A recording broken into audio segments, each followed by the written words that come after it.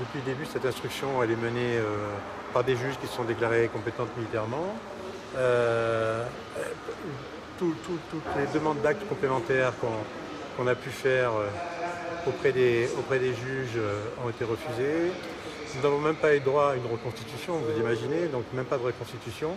Donc nous estimons effectivement que cette instruction, elle est menée, enfin moi, la famille en tout cas, et moi-même, nous estimons que du fait de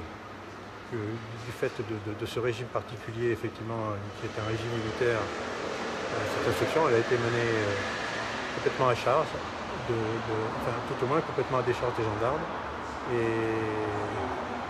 Et donc c'est pas admissible, je pense, pour des parties civiles qui ont parlé à un être cher comme un enfant d'accepter cet état de fait. Ouais, c'est une instruction qui relève pour vous du civil et non de la justice. Bien c'est sûr. quelque chose que vous ne pouvez pas entendre, que ça relève de la Bien sûr qu'on ne peut pas l'entendre.